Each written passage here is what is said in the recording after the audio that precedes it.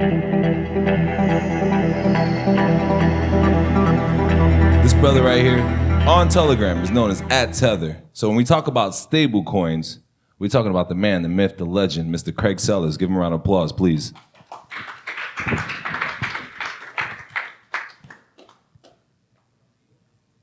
Thank you, sir. That's an insane introduction. So It's all facts. Thank you, sir. Thank you very much.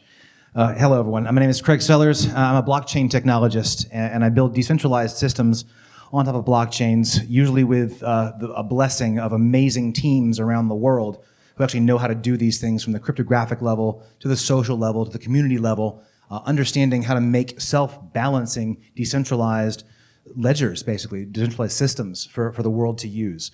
And I had the great fortune in late 2013 of connecting with Brock Pierce. They had just put together a project that was called Mastercoin. It was actually the first ICO that was ever done. We called it a crowd sale back then. The idea was if you were to send 1 Bitcoin to a certain address, you would receive in return 100 Mastercoins. Now, it was the first smart contract on the Bitcoin blockchain, and at the time, it was a novel invention. No one had ever done this before. Well, what we realized was we now had the ability to create tokens in response to some action on a blockchain. And that action was, in this sense, sending Bitcoins. We were at a conference in Amsterdam. It was the Bitcoin Foundation conference, and I met with Phil Potter, who was working with Bitfinex at the time. And I sat down with him, and we had a complaint because there was an exchange in Japan called Mt. Gox, which was in the process of failing at the time. And actually, there had been one of their bank accounts in the US that had maybe $6 million in it had been seized. And so you could no longer tell Mt. Gox to send you your dollars back because they didn't have access to them. So what happened is that everyone on the Mt. Gox exchange platform was using their dollar balances to buy whatever Bitcoins were available on the exchange to withdraw that value into their wallets. And that caused the price of Bitcoin to shoot up at the time from maybe $200 to around $1,100. Okay, so they were really overpriced Bitcoins at the time.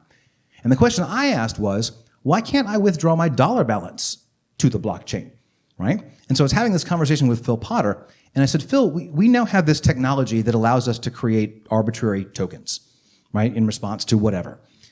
We could make a dollar token where you could just add and subtract the number of dollar tokens on the blockchain. And he says, well, all we would need to back that up would be a bank account somewhere where if someone would send in $1, we would print a new token and give it to them.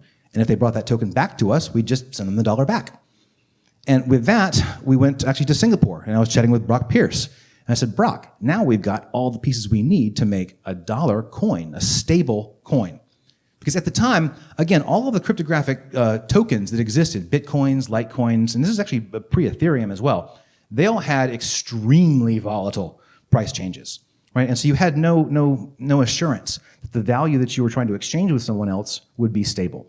The idea of a dollar coin was that you could price all of those variable price tokens in a fixed value token, right? And Brock said, well, I've got the perfect CEO for you. Let's form a company and build it. So we ended up building Tether.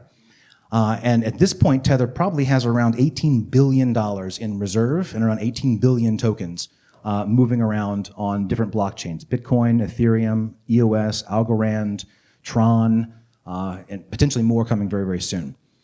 Now, what we've realized now is that we're in what I call the era of monetary Darwinism. We've learned that when money goes into stablecoin systems, when people transfer their dollars into a cryptographic blockchain-based system, they have no need to ever withdraw those dollars back out because of a thing that we realized was called friction. The traditional banking system has lots of friction, right? It can be that it takes several days for a wire transfer to settle. It could be that there are regulatory concerns in different jurisdictions that make it difficult to move those funds. Once those dollars become digitized and tokenized, they're now in a system that has less friction than the alternative. And so therefore the money actually stays in that system and doesn't get pulled out and pulled back into the traditional financial system, because the traditional financial system has additional friction that people have now learned is basically unnecessary to move value between people.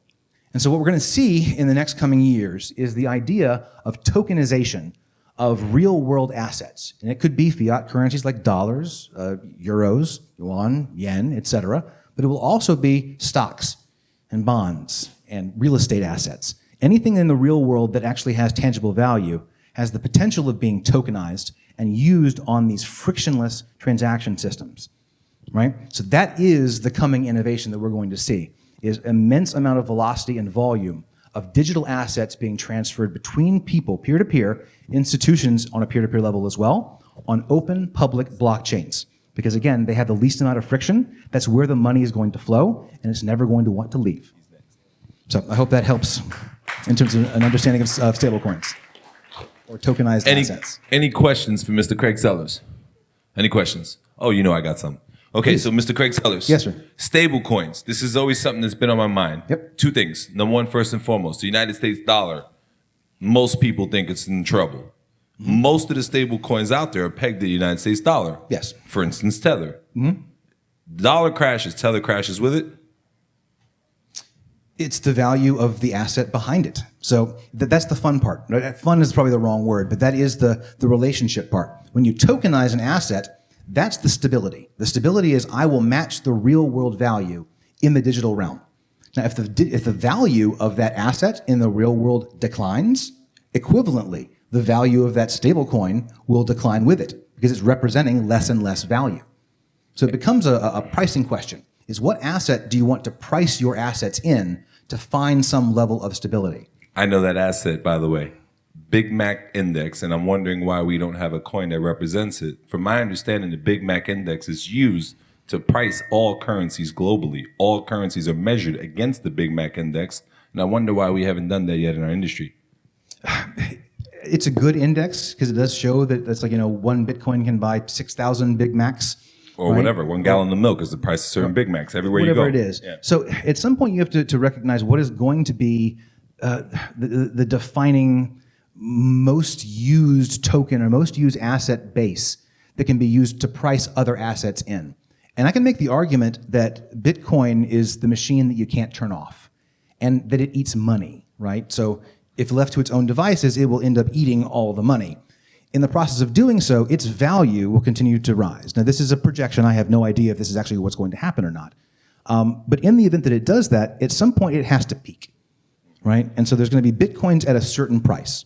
It's quite possible that the world then begins to use Bitcoins as that pricing mechanism for all other assets, because of its ubiquity and because of its gobbling up all the rest of the money, it becomes the stable coin because it's trading against everything else. I like it. Give me a round of applause, Mr. Craig Sellars, please.